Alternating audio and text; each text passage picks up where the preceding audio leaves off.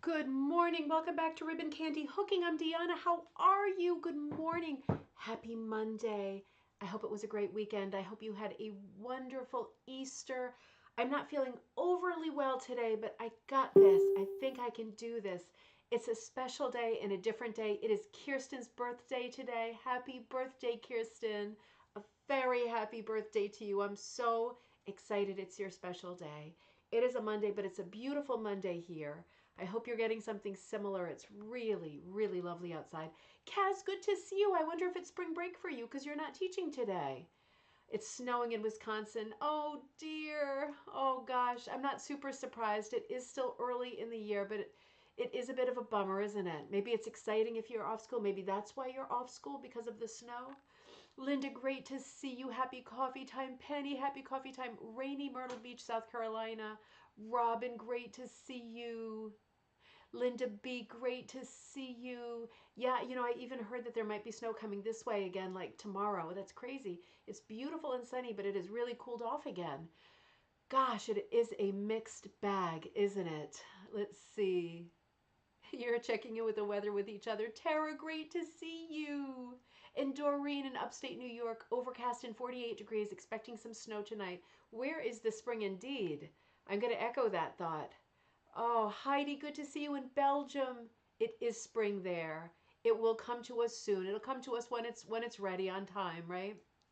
Karen, good to see you.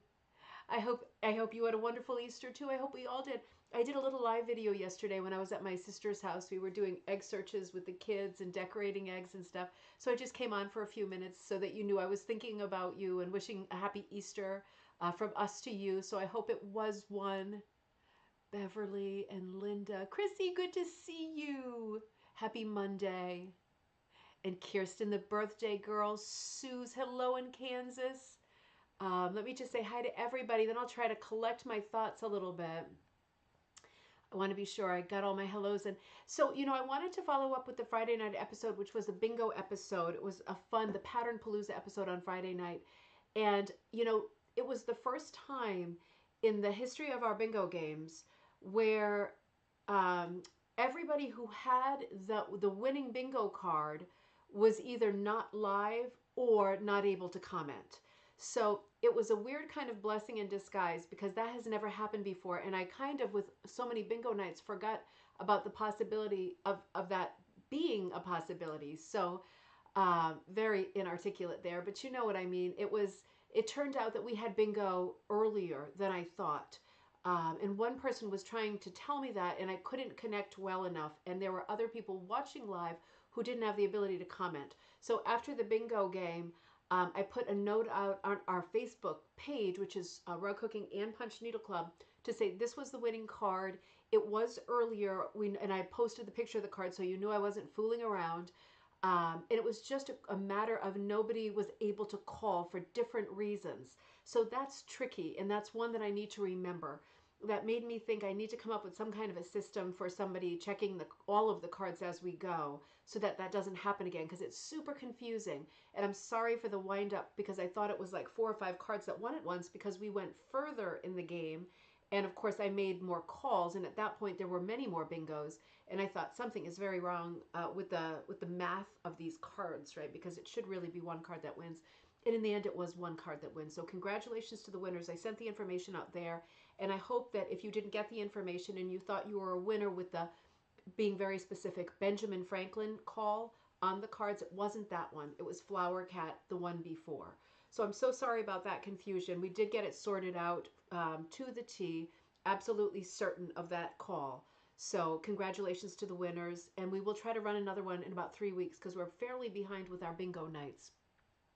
Gayla, good to see you. Jill, great to see you. And Sandra, Cindy, great to see you. Christine, Cats Gallery, good morning, everybody.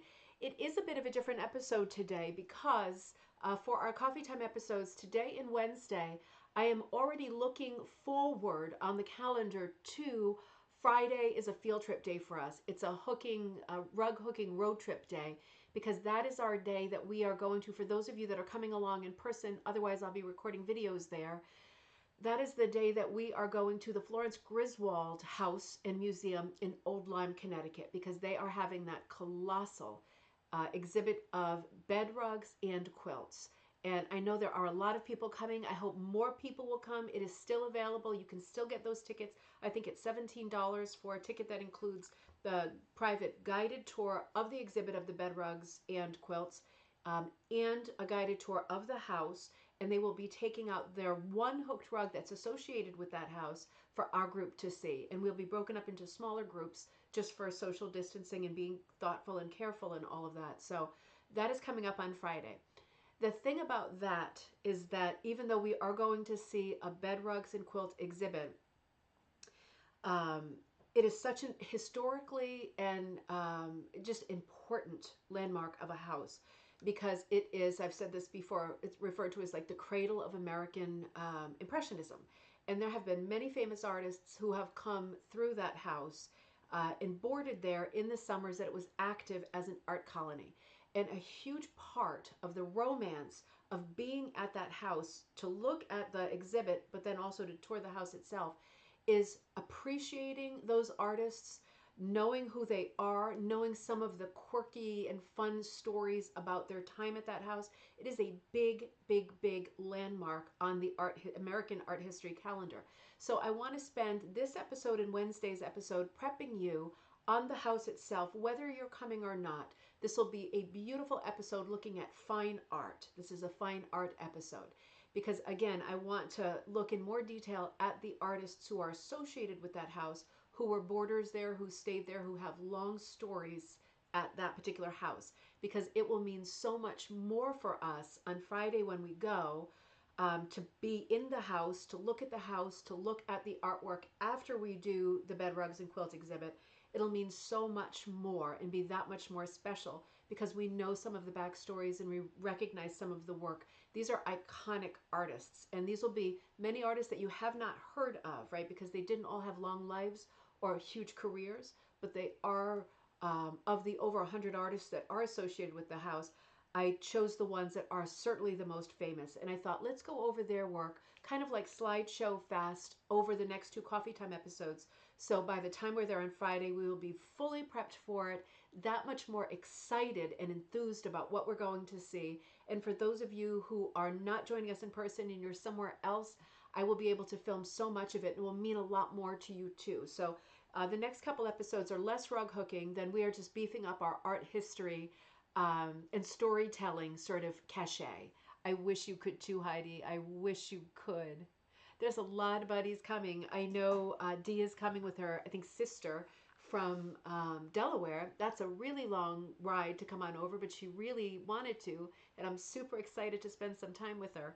And again, if you have any questions about it or you're thinking about it, let me know. I put the link for the tickets in the description of this event in the description of this video here. And hello, Nancy. And we do have another road trip coming up in July that's very different. And at this point in my mind, it's miles away. So what I want to do today is I want to talk about some of the artists that are associated with this house. And feel free, just like when we're talking about rug hooking or quilting or any other kind of art, to chime in the sidebar. It might be that you know some of these artists and you have things to say, or you've seen their work, or you've heard of them. So please keep the conversation going if any of this is interesting to you, and I hope that it is. But I wanted to look at some of their work and tell you something about some of these people who are associated with the house. And I'm going to go for the most part in alphabetical order. So I have used a bunch of websites here. The main one, Wikipedia, of course, just for basic knowledge, because I'm not getting in depth on any one person. Also, the website for the museum itself, the Florence Griswold House, right, has the most beautiful lyrical text and information about all of the artists. But I didn't want to pull from them every time because I didn't want to be a pig about using their content. So I have kind of a mixed bag of content, and as I go along, I'll tell you where I'm pulling it from. I'm pulling some of my knowledge from this book, which is a beautiful book written in, what was it, let me tell you, by one of the artists. Hemming wrote this book, Arthur Hemming, 1971. So a little bit on this book, but we're going to look more at this book on Wednesday's episode because this has a charming, really charming story more of a story time episode today and Wednesday. So let's get started because there's a lot that I want to look at together. I'm going to come over to my other screen. I got it together today, believe it or not. So, for example, I'm going to show you a few slides of the first artist that I want to talk about, who left a very big stamp on the house, right, on the House Museum. And this artist is Frank Arthur Bicknell, Bicknell. He has traditionally held the distinction of having the shortest biography among the Old Lyme art community. So the Florence Griswold house is referred to as the Old Lyme art community. That's the town name, Old Lyme. No photograph until recently was thought to exist of him. No one could identify the source of his rumored personal wealth. His output was mostly landscapes. And if you've ever been to France and you visited the area called Barbizon, very, very famous art community colony there too. He was very known for American landscapes that were in the style of Barbizon, and his impressionist forest interiors, like in this example, this is called Mountain Laurel and Birches. Very well known for painting mountain laurel in highly keyed views of the Mohegan area in all of its majesty, all of the seasons. So his life was between 1863 and there is now a known picture of him. It's up on the Florence Griswold site, so I'm going to show you a picture of him. But for many years, this artist eluded us. And again, he obviously was a wealthy person, right? He was born in Augusta, Maine, 1866, and incidentally, he died in 1943. But he moved to Malden, Mass, not sure when. He explored the artist colonies sprinkled throughout New England because there were many in old days. There was one on Cape Ann. We're going to talk about that when we do our next field trip closer to July. There was this one in Old Lyme. There was another one in Connecticut in Coscob, different town. But he first set foot at the Florence Griswold house in 1902. That is kind of the golden age of these artists and this experience. And that is where he spent most of his career. He was a world traveler who visited Europe and Egypt and Japan. I'm going to show you some more of his work. This is called October Morning. Absolutely gorgeous. He traveled through Europe, Egypt, Japan. Very wide traveler. He obviously had wealth.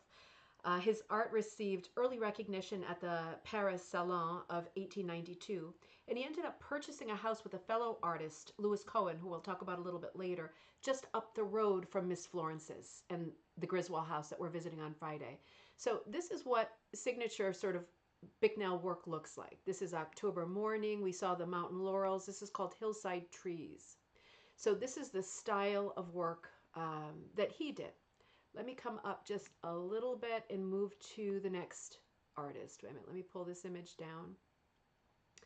I'm in my mom's house. I had to drop her off because I'm borrowing her car, and my car is not ready yet. Fantastic, right? So, okay, so this is George Bogart, B-O-G-E-R-T, or Bogart. He was born in 1864. This is the sort of era of most of these artists, right? Like mid to late Victorian through middle 20th century. So 1864 to 1944, he was born in New York City. And his father was a paper manufacturer and a great collector of things like coins and medals. In 1884, George went to France and painted landscapes near the forest of Fontainebleau, which is, again, part of that artist colony world. Like, it was almost mandatory for artists of this era to travel to France to study, right, at the Académie Julienne or somewhere else, or at least roam around. I'm just fooling with my sidebar. Meet other artists, make connections, all of that, right? It was like, it was almost mandatory. Almost all of these guys will do that. But it wasn't until 1901 that his landscape work began to attract a lot of attention. And in his summer journeys, he traveled through Europe and to the Netherlands. There was another very important artist community there in Laren. I've been there several times because of having lived in the Netherlands for so long. Beautiful area. And also the Isle of Wight in England, another really beautiful area where one of my good friends lives. In 1911 and 1914, he painted at the art colony in Old Lyme. So he was there for 2 summers, but he left a big stamp work-wise, impression-wise, personality-wise. That last piece was called Amagansett to East Hampton. This piece is called Coastline at Montauk. really beautiful work. This one's a little bit out of focus. It's hard to find some of these artists' work online, believe it or not. It really, it's like unbelievable that it would be. Hold on. There we go. So, okay, I'm sorry. This is the Amagansett to East Hampton. This one is Coastline at Montauk. And this one is November Evening. I think this one is really beautiful, really atmospheric. So he only spent two seasons there, but was well sort of enmeshed with the other artists and very much, in terms of presence and work, part of this community. He married in June of 1865 in Baltimore and had two children. One died in infancy, the other lived a full life, and he himself died in 1944 in New York City. Now that brings us to one of the more, in my mind, interesting artists of Old Lyme, because she was the only female who was there who was taken seriously. And as you can imagine, this is a thing, because getting proper training for women during this time, this is Matilda Brown, born in 1869. She dies in 1947. She is a very serious artist. She's very, very well-known, famous person, legacy as an American Impressionist, taken very seriously by her male counterparts, which is extremely rare. Very well known for painting, and I hate to say it, but subjects that are quite female, like flowers, farm, cattle, that kind of thing. She was born in Newark, New Jersey, and she was a child prodigy who was lucky enough to receive early training from her neighbor, who was Thomas Moran. Now, I could do like episodes on Thomas Moran because he's a very important name in art, but we'll leave it at that. He was a celebrity himself, and she was his next door neighbor. So she was lucky. Women could not always go to the same places as men for training. And women were more commonly being trained by private teachers. And of course, they would have to have the funds for that. So that eliminated many, or most people who didn't have the funds. So she was very lucky that she was getting help from a very talented person next door. She was very active herself in Greenwich, Connecticut. That's the Cos Cob colony, in New York City, the whole city scene, and Old Lyme, Connecticut, where she is strongly affiliated with the Florence Griswold House. She was the only woman taken seriously while there were other women there. Other women were often, and it's awful to say this, but kind of joked about and taken. They just, like, to be honest, maybe they just, I'm just going to put it out there, they weren't as visibly and ostentatiously, outrageously as talented as Matilda. It was very hard to ignore her work because she is so talented. This piece is called In the Garden. I'm going to come to this in a second. So she was 9 years old when she started to paint with Thomas Moran. And if you've ever seen paintings of Yellowstone Park, that is him. He is very famous for really large, spectacular paintings of Yellowstone Park. So she starts at 9, and by the age of 12, one of her paintings of flowers was exhibited at the National Academy of Design in New York. So there's no denying that she was a prodigy, that she was extremely hard to ignore. So she became interested in painting farm animals, and she traveled to Europe with her mother in 1889 to study with animal painters in France and the Netherlands. Now, this is such a strange time of life, isn't it? Because obviously they have the funds to travel to Europe. It seems like such a magical, romantic, and odd story to be sitting with mom, and mom saying, we really should go to Europe and track down some of those cattle and flower painters to get you going. It's just a weird wrinkle in time, isn't it? So they did all that, and then she came back to Connecticut, where starting in 1905, she was present at the Florence Griswold House, and she was really well integrated with the other artists. She was 36 when she arrived, so she'd already been a painter. She'd already had some success. She was asked to paint one of the famous doors. We'll talk about that on Friday when I show you the doors. There is a dining room of the house where all of the panels are painted by the individual artists. It is one of the great art treasures of the world. So she painted a piece called Bucolic Landscape. I'll show you that when I get there, of calves grazing, like underneath a tree out on the grounds. She's the only woman to be portrayed in the group mural of the painters at that house too, and I'll show you that on Friday. But she ended up buying a house, I think in Greenwich, Connecticut, and it's believed that this is the house in the background. She died in 1947. She was 78 when she died, and she did have a good measure of success, I'm happy to say, in her life. This is another beautiful piece of hers called In the Voorhees Garden. And Voorhees is another one of the painters that's in this set. We'll get to him at the end because he's a V. So this is another one of hers. This is Peonies, another true beauty by Matilda Brown. And I would say very feminine subjects, but a lot of men are painting the exact same subjects. That's why they're coming to Connecticut, right? That's why they're coming to Connecticut. They are beautiful, aren't they? And this is a portrait she did of the house. This is the house that we're visiting on Friday. This is the Florence Griswold house. And this is by Matilda Brown. So all of these are my favorites of hers. A little bit of the female feel, like a Mary Cassatt kind of thing.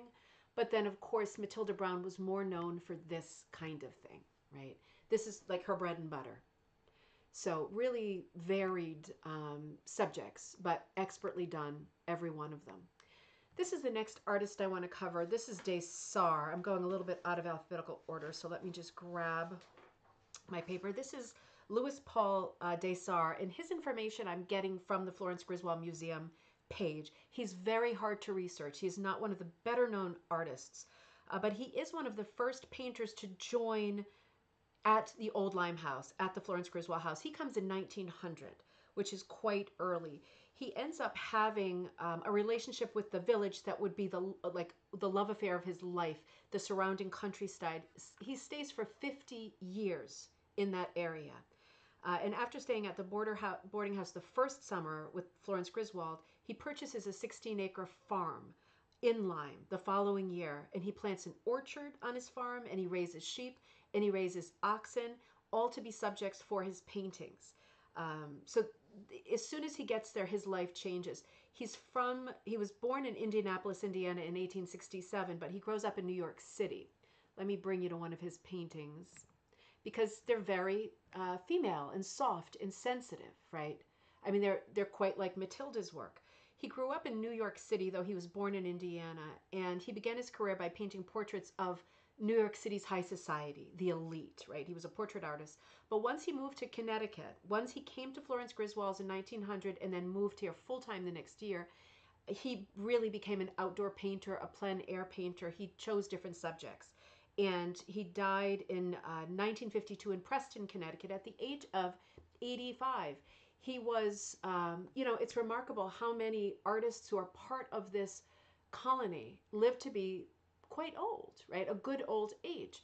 And I really want to insert, before I go much further, that the thing about this house, and I don't want to get too artsy, right, because I'm giving an overview right now.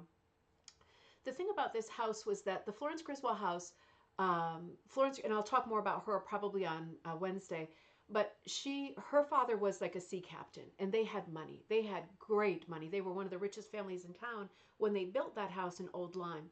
But they fell on economic hard times, like financially hard times just across the country. And they more or less lost everything. They kept the house, but they were really poverty stricken, really. And the house started to become fairly dilapidated. So when her parents died, she had to operate the house as a boarding house for young women so that they could come and stay. And she was doing this for a while, and then she decided, when the first artists started to show up, that that might be something. So she decided to switch it from being a boarding house for girls to being a boarding house for artists, because her property, if you're coming with me on Friday, is right on the Lieutenant River, which is spectacularly beautiful. Hey, Dave, good to see you. We're doing a fine art episode today on Florence Griswold in anticipation for our field trip to the Florence Griswold house on Friday. So the history of their house has many parts to it, right? It wasn't always an artist colony. It was a private residence mostly, and then a boarding house for girls, not really a school, but a place where they could stay and get away from their family, send them somewhere where there were no boys, right? This is the time. And then it became the artist community. And when it became the artist community, it was discovered by an artist we'll talk about later called Henry Ward Ranger, who is a very famous American painter. And this is what I want to sort of shape. He was a tonalist, right? So in the late 19th century, tonalism was like the school of Barbizon equivalent in France. It was dark. It was using one tone. It was staying in one small dark pocket of the color wheel and not deviating color-wise outside of that. It was realistic and dark, right? So if you pictured that school of painting, the first people who came to the house, these early people who I mentioned, are more tonalists because they came as friends of Henry Ward Ranger, who was through and through a tonalist, not interested in any other kind of painting, just tonalism. But almost immediately, artists, because this is the break in art history, almost immediately artists start showing up who are not tonalists, because this is the moment that Impressionism is starting. And with all of these people traveling back and forth to France for inspiration, for friendship, for instruction, for exhibiting at the art salons in Paris, they are seeing Impressionism. And although it won't take it first, these are the people who are going to start practicing it early. And when you get this one beautiful old yellow house in the middle of nowhere, Connecticut, and you've already got this group of artists who have been coming, who are tonalist painters, and they don't want to hear about anything else, and you start getting these new guys in who want to paint the same landscape, the same river, the same cows, but in an Impressionist style, you can imagine that it created some conflict and some bad feeling because Impressionism was not respected by the earlier schools of art, right? So it's worth making that distinction because some of the artists, when I flip through the slides that we're talking about, you can see it's very dark work. It's maybe a bit more old-fashioned, for lack of a better description, right? It's tonalism. And then we see people like Childe Hassam who come in and it's like explosion of colors. It's like unbelievable. It's a kaleidoscope. It's so bright and beautiful, and it's very, very different. So those two things live side by side in this one house, not very comfortably. And that's part of the story of the house, is the dynamic and the relationship between the different artists who were there because of the schools that they came from, like metaphoric schools, right? Oh, good, Heidi.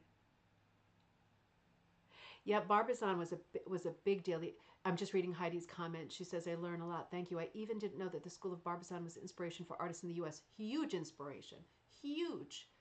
Absolutely. It was an absolute must. It was like on the grand tour of things. It was an absolute, you had to go and check that out. And the same with Heidi, maybe you know Lauren in the Netherlands. That one's much closer to you. That's another important one, but it's not like Barbizon. Barbizon is the end all, do all. Yeah. Oh, hey, Jan, it's good to see you. So I'm going to come back over here and let me come back down, show you a few more of Dessar. Dessar is just an interesting character. We don't have a lot of information on him. Super handsome man. This one is called Clotilda. And this one is called Summer Sunlight. Absolutely beautiful. And you can see, although he is coming in with Henry Ward Ranger, he is experimenting with brighter colors, right? And this one is called, oh, I don't have a name on this one. I'm sorry. Some of them I couldn't find names for, no matter how hard I searched, because many of these images are coming from auctions that have ended and they no longer include the full information, just like the sold price, the date, that kind of thing, but not even the title. But you can see there is a feminine quality, or at least a sensitivity, a female sensitivity to Dessar's work. Now, this is one of the most important and famous people who is associated with the Griswold house. This is Frank Vincent DuMond. He is one of the most important names in art, period. So his life is between 1865 and 1951, and he is certainly one of the, if not the most influential and important teacher painter of the 20th century, right? He doesn't just paint, he teaches tons of people. He's an illustrator. He's an impressionist. He does landscapes. He does portraits. He instructs literally thousands of art students in a career teaching and painting that lasted over 50 years. 50. He was born in Rochester, New York, to Elizabeth and Alonzo DuMond, and his dad was part owner of an ornamental iron works manufacturer, right? So I don't have a feel for like what his financial setup was as a young man, but he was able to move to Paris with his brother, who was also like a prodigy type painter. His brother's name was Frederick. They moved to Paris together, where DuMond developed, and this is interesting for us as rug makers too. DuMond developed what was called the prismatic palette, and he used it especially for his landscapes. His students were taught to see a progression of prismatic light in pre-mixed paints placed in a tonal progression, flowing from yellow to violet on the warm side right? Think about the color wheel when we've been talking about the color wheel recently, and from yellow to green to blue to violet on the cool side. So he's separating warm and cool, and he's pre-mixing colors. He's not mixing them as he goes, he's pre-mixing them. This is different. This is going to be referred to as the prismatic palette, which is still used. Variations of this idea are still used by many artists and teachers in art schools today. So the reason he wanted to create this type of palette to work, and this is a quote from him, he says, silently glowing over the whole landscape is a rainbow. You must learn to see it. It is always there. So his whole philosophy for teaching and painting revolved around this prismatic palette, the idea that there was a rainbow of every light that was over the picture, like a filter. And if you think about the way we use filters now on our phones, it makes a lot of sense, doesn't it? Because it's like when you put a filter on your phone, that whole thing sometimes, depending on the filter and the image, really pops. Well, it's the same idea as the prismatic palette. It's the same exact thing. So DuMond was obviously a member of the Old Lyme community, and he bought a place nearby in a nearby neighborhood called Grassy Hill. Many of these artists who can afford to will board at the Florence Griswold house for a few years. It's not huge, the house, and then they'll buy a property in the immediate area, and that says a lot for the area and for the community that was built up because of the house and because of the artists boarding there.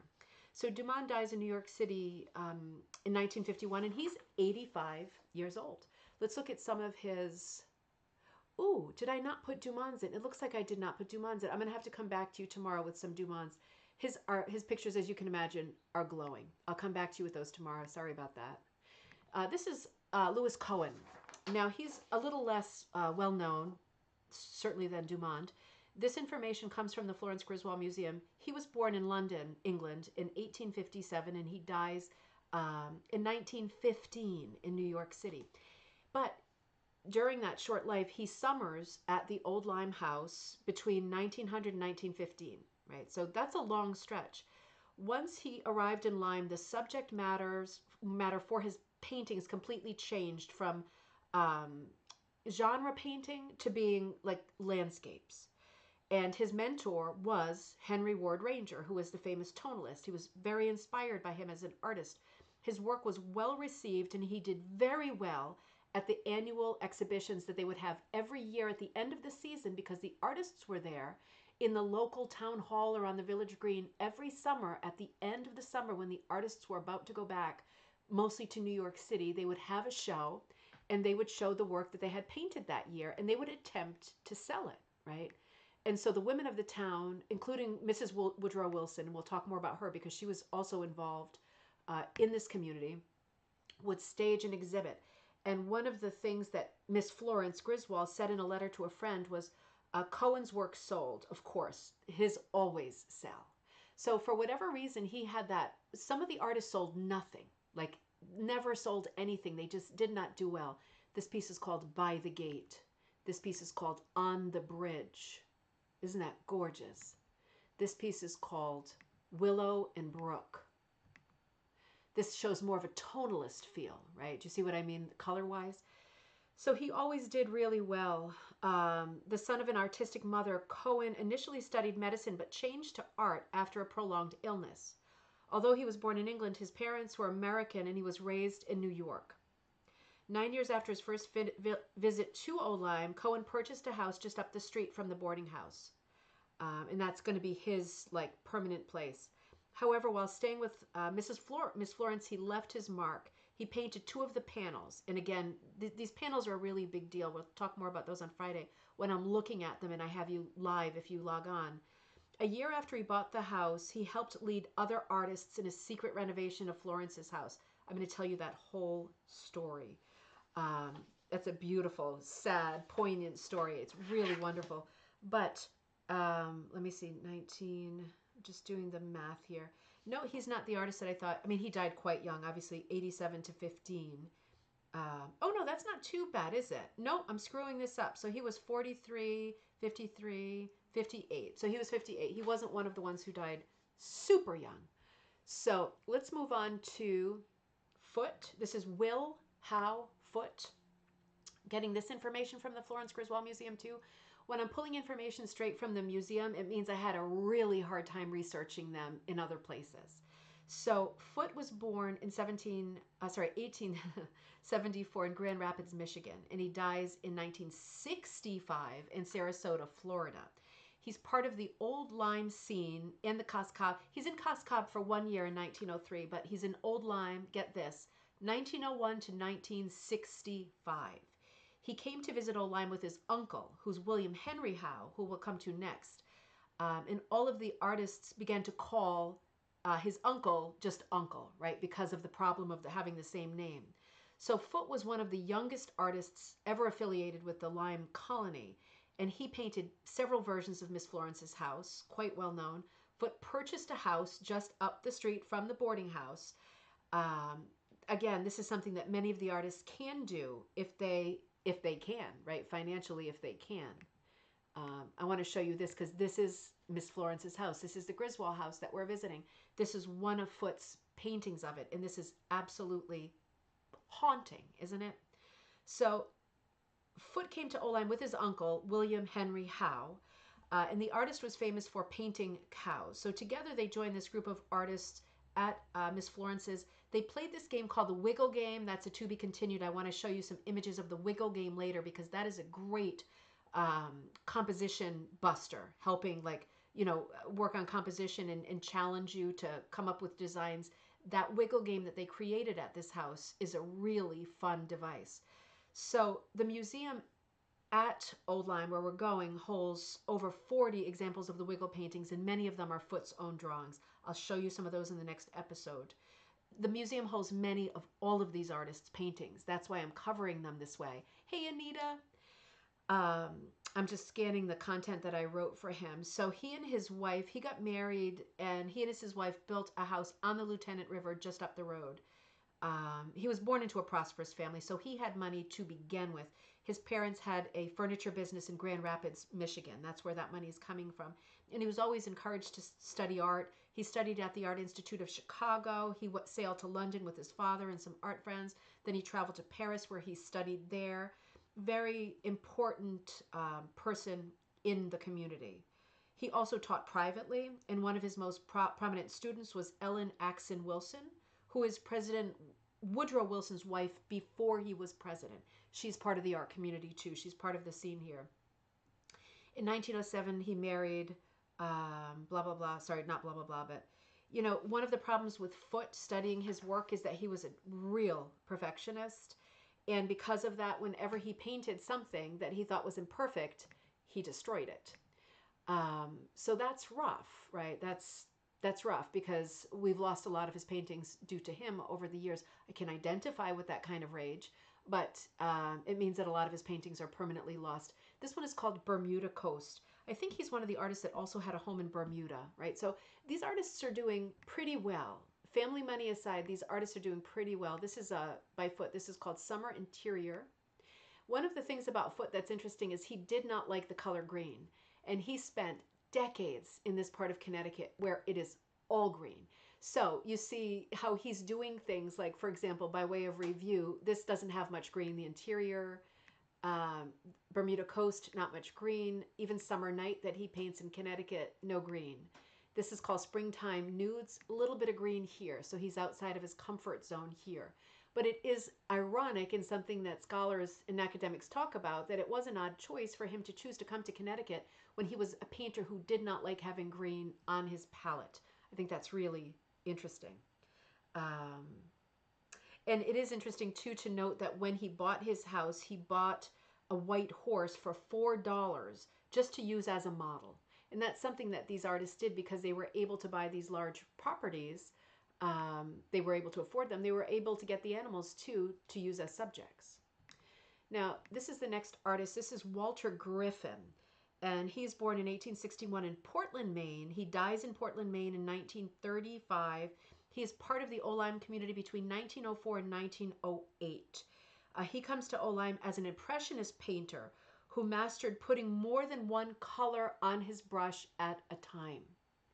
That sounds like a small thing, but think about it. That's a really big thing, isn't it? Think about a painter like Seurat and how each tiny point of the brush had to be a completely different solid color. This is very different, the kind of work that Griffin does. When he paints, he uses more than one color on his brush at a time. That is kind of the definition of Impressionism. But he's also a big pastel painter. Let me show you some of his stuff. Oh, this is another picture of him painting. I just thought this was just beautiful. You get such a feel. He's at Old Lyme in this picture. He's in the backyard of the house. You get such a feel for what that time was like. This is obviously a pastel. Uh, if you've done art and you've tried pastel, it's in my opinion the hardest form. Watercolor is, but pastel really is and can be a mess. He did so well with this medium. And that piece was called Old Lyme. This piece is called Summer Haze. Really exceptional. It has a bit of a Cezanne quality, I think, this particular one. So now we come to the most famous artist who's associated with this house, and this is a really big deal. This is like the feather in the crown. This is Childe Hassam, who I have been calling Childe Hassam because I can't get out of that habit, but it was actually pronounced Child. He was born in 1859, dies in 1934. Absolutely instrumental in promoting Impressionism, not just in his own circles, not just to collectors, but to dealers, to museums. He is instrumental in legitimizing Impressionism as a style.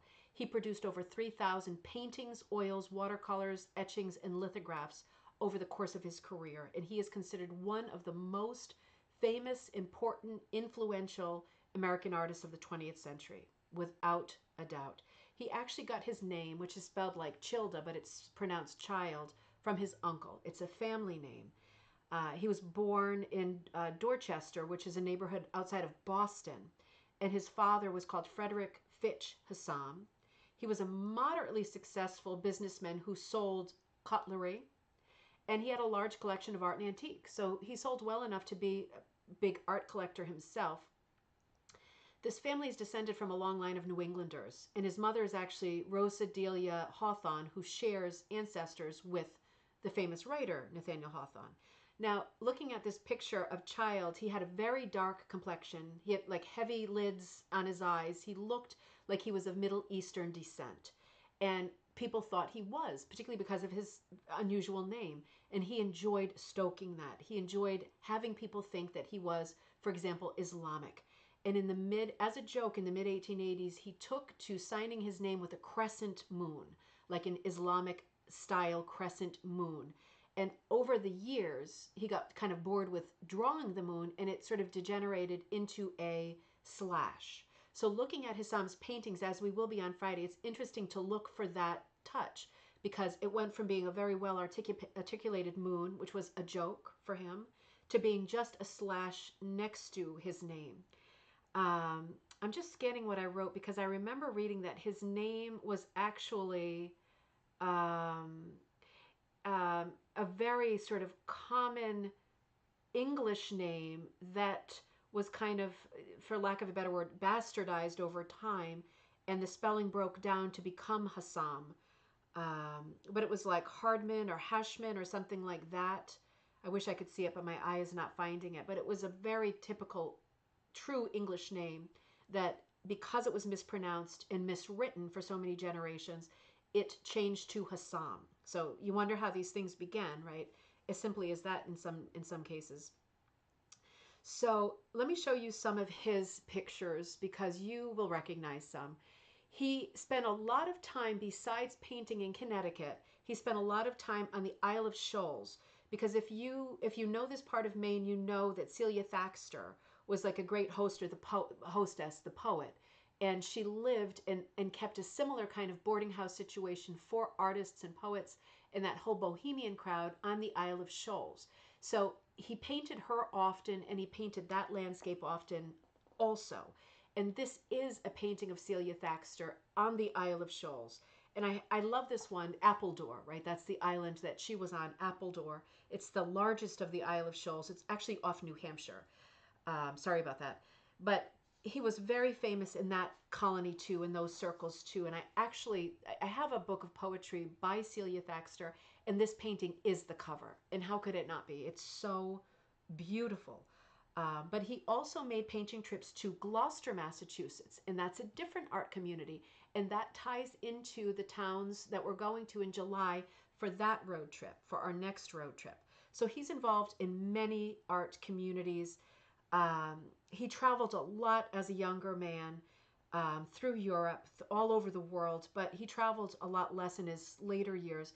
But he did visit like California, Arizona, Louisiana, Texas, Mexico. He dies in East Hampton, New York, at the age of 75 in 1935. So when he died, let me show you some of his other work.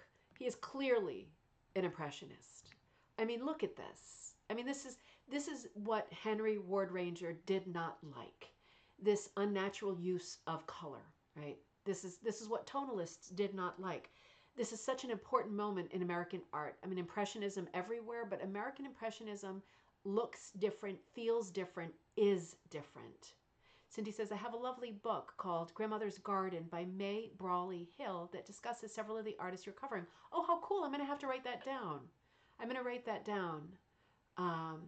Yeah, I need to get that.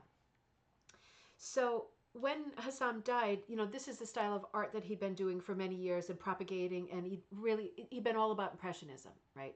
All about it. And by the end of his life, he called other painters art boobies, who were becoming at that point interested in, for example, Cubism, Surrealism, and other kinds of avant-garde art movements that came after Impressionism.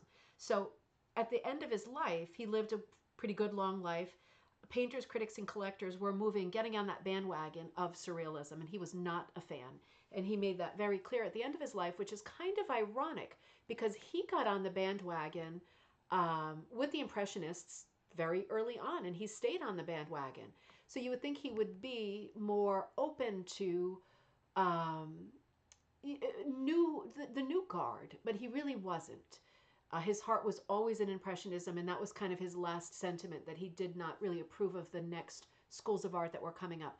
This is a painting that Hassam did of the church at Old Lyme. So if you're coming on Friday, just drive up the street, the main street where the house is on the main street, and you will see this beautiful church. Many of the artists painted this beautiful church. Here's another artist, and this is actually, let me get rid of the background. This is Hemming. This is Arthur Hemming, very handsome. This is the artist who wrote the book I held up earlier that we're going to talk about more on Wednesday's episode. Hemming is an important character in the story, too. His life is between 1870 and 1940. He's a Canadian painter and a novelist, and he's known as the chronicler of the North. I think he is more famous in Canada. He is famous for his paintings, sketches, essays, and books on Canada's North. I wonder if the Canadians on the thread have heard of Arthur Henry Howard Hemming. Heming. He was born in Paris, Ontario, and raised in Hamilton. He studied at the Hamilton School of Art and then came to New York City, where he met Frank DuMond, who I've already talked about a little bit. And with Frank DuMond, because of Frank DuMond, he came to the Florence Griswold house at Old Lyme. Hemming was diagnosed as colorblind, and as a result, he worked mostly with black and white for almost all of his life, slowly introducing the color yellow as a kind of in-between color. However, and I don't know how this works, but at the end of his life and his career, he started to paint using the full color range, having been told by fellow artists that he was no longer colorblind. Now that is so odd. I don't know anything more about that angle. I would love to know more. I have not had time to dive any deeper. I don't know if they were kind of putting him on or if one can be colorblind their whole life and then be cured. I just don't know. But because he was a fairly monotone painter for almost all of his life, and also a novelist, he wrote highly popular novels. There were three that were very, very famous, like gripping adventure stories that were set in Canada and published by major publishers. They were all about the wilderness and big, huge adventures, big, huge scenes like this illustration. So he was an illustrator and an artist, right? When you put pictures in a book, they call you an illustrator. When you paint paintings and hang them on a gallery wall, they call you an artist, right? It's up for grabs. This is a disturbing image, but this is the kind of adventure image that appears in his work, in his body of work, in his books as illustrations. This is very signature as to like the kind of work that he did. a lot of it is like this high adventure storytelling. Um, oh, I have this quote. It says, among his northern journeys, he accompanied noted gentleman adventurer Caspar Whitney to the Barren Grounds, patrolled by the Royal Northwest Mounted Police in the mountains, and altogether traveled 550 miles by raft, 1,000 miles by dog team, and 1,700 miles by snowshoe, and 3,300 miles by canoe. So he put his money where his mouth is. Oh, Dave, is he new to you? He's very, knowing that it's just the three books, right, that were very important and famous in the early 20th century that he wrote and illustrated. It's just they are all set in Canada. So once he came to Connecticut, his heart was in Connecticut, but this is where his livelihood was, and this is the kind of genre painting that he does. I'm going to move on to, and I'm going to end this episode with Harry Hoffman. Harry Hoffman is really important as well. And he has such a great story. I want to share a little bit of his personal life with you because it is a truly sweet and charming story that will cross over to Wednesday's episode. Harry Hoffman is called Harry Leslie Morris Hoffman, and he's born in Pennsylvania, 1893. He attends Yale University. Incidentally, he dies in... I wrote it. I didn't write it down. He dies at 92. Holy mackerel. He dies at 92 years old plus 1893. So that's where we are with that. In the summer of 1902, he goes to Old Lyme to study. And of course, at that point, it is a tonalist colony that's crossing over to Impressionism. And 3 years later, and he comes every summer, 3 years later, he settles in Old Lyme, where he remains until his death. He's a big part of the Florence Griswold house story. And I have to tell you, let me show you some of his art first. And I have to tell you a real personal story about him that is so charming. This is his painting called Bridge on the Lieutenant. That's Lieutenant River. It literally runs through the Griswold house's backyard, Miss Florence's backyard. He was very well known for his very bright paintings. He often left New England in the winters, spending time in Georgia and in the Bahamas. He was a staff artist to the naturalist William Beebe, and he made a lot of expeditions to the Galapagos Islands, 1923, British Guinea, Bermuda. He had a lot of travel experience to tropical places. So this kind of color palette is very, very Hoffman. This is the image that I used for the thumbnail today, and this is his wife, Beatrice. And this piece is called The Artist's Wife at the Loom. I think it's absolutely beautiful. And I want to just end this episode with this backstory. I'll let you look at this for another second because it is so charming, so sweet, and so romantic. But let me come back to you to share this story because it really is sweet. I'm pulling this from this book, which is available at the Florence Griswold Museum, online, on Amazon, again, 1971, and it's by Arthur Hemming, the artist that we just talked about right before Harry Hoffman. So the backstory to this that I touched on was that this house was a boarding house, kind of like a hotel, right? A sophisticated hotel for young women. And it switched over one year to being a place that artists would stay when Henry Ward Ranger started staying with a large group of people and filled the place. So this one year, Harry Hoffman comes as an artist, and he has sworn off women for the year. He said, I'm coming out there. There's going to be a bunch of other guys there, other artists. I'm going to get my fill. I'm going to be inspired. I'm going to do great work, and I'm going to have nothing to do with women. That same summer, a woman called Beatrice Pope, very sort of upper-class family, her mom sent her to the Florence Griswold house with just like a letter in her pocket saying, you know, I wanted to give her a summer off from being boy crazy, and I just thought I would send her here with you to just be with other girls where there's no boys in sight, no contact with any other boys. But at that point, that was the year that it had turned over to being an artist colony, and there were all men here. So Florence Griswold knew, and there were other women living at the house, like Florence and her staff. So Beatrice Pope arrives, and this is the story that the artist Arthur Hemming writes in this book about that moment. He says, all right, let me see. One afternoon, when we were whacking away among the branches A young lady drove up the lane, and Harry smiled. Very nice looking, he said. When the carriage stopped in the backyard, Miss Florence came out to greet her. So in other words, it would be like a horse or pony trap that drove right up into the yard to the back of the house on the grass and let visitors out. This is the sort of charming era of the history of this house.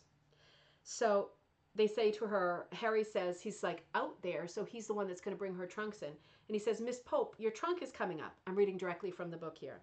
The young lady was standing near the window, and the late afternoon sun was casting a golden halo around her head. So enchanted was Harry that he forgot he was a porter, and he paused to feast his eyes. Please put it at the foot of the bed. But Harry remained entranced.